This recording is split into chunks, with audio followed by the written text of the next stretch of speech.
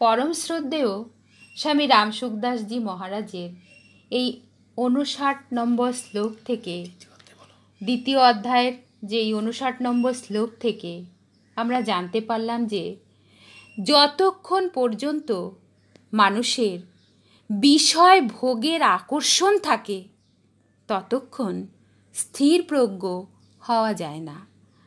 স্থিতপ্রজ্ঞ মহাপুরুষগণ কাজ করেন কেবল অন্যের হিত মানে ভালো ও অন্যের সুখের জন্য, নিজের জন্য কিছু করেন না। কারণ নিজের সুখের জন্য কাজ করা তো দূরের কথা, নিজের সুখের জন্য বিষয়ে চিন্তা করলেও পতন হয়। অনেকের মনে প্রশ্ন হতে পারে যে সংসারে নিজের সুখের জন্য কাজ করলে পতন হবে কেন? আর নিজের সুখের জন্য যদি কাজ বা উপার্জন না করি তবে সংসার করেই বা কী লাভ হবে? একটু চিন্তা করে দেখুন, যৌথ পরিবারে যে উপার্জন করে আর যে উপার্জন করে না তাদের মধ্যে কি কোনো অর্থনৈতিক বৈষম্য বা বিভেদ থাকে? থাকে না। সংসারের সকল টাকা পয়সা সবাই নিজের মনে করে, খরচ করার সময়ও সকলের সমান অধিকারও থাকে। তার জন্য সংসারের মধ্যে কোনো অশান্তিও হয় না।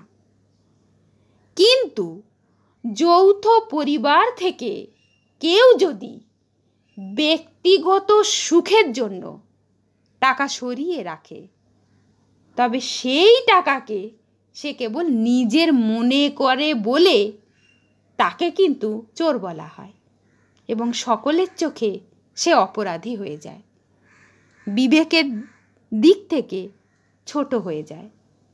আর এর ফলে সমাজে সে স্বার্থপর বলে বিবেচিত হয়।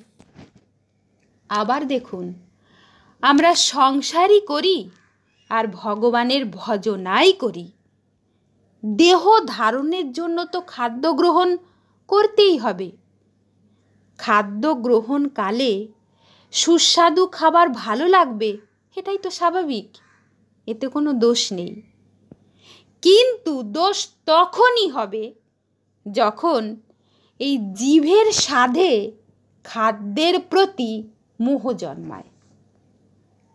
আমরা সংসারে স্ত্রী, পুত্র, কন্যা, মা, ভাই, বোন বা অন্যান্যদের পালন পোষণ করে সংসার ধর্ম পালন করি, এতে কোনো দোষ নেই। দোষ হবে তখনই যখন এদেরকে নিজের মনে করে পালন পোষণ করা হবে।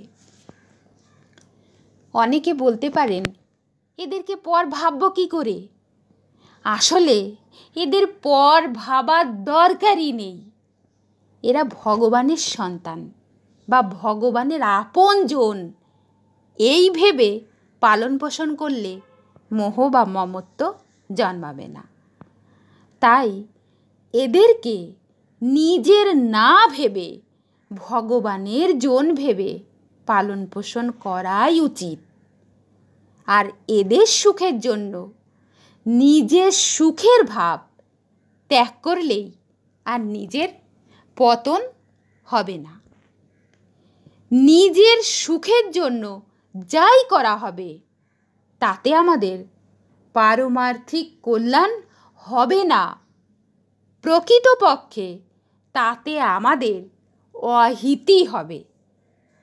এই জন্যই আমাদের অপরের হিতের জন্য, অপরের সুখের জন্য, কল্যাণের জন্য কর্ম করতে হবে। এই ভাব যত দৃঢ় হবে বা জাগ্রত হবে ততই ভোগ বাসনা নিবৃত্ত হতে থাকবে। আসক্তির কারণই হলো অবিদ্যা। পরমাত্মার সঙ্গে সাক্ষাৎ হলে সেই অবিদ্যার বিলুপ্তি হয়। তাই স্থিত প্রজ্ঞের সংযমে কেবল বিষয় ভোগেরই নিবৃত্ত হয়, মূল সহ আসক্তিরও সর্বপ্রকার অভাব হয়ে যায়। এই হলো তার বৈশিষ্ট্য।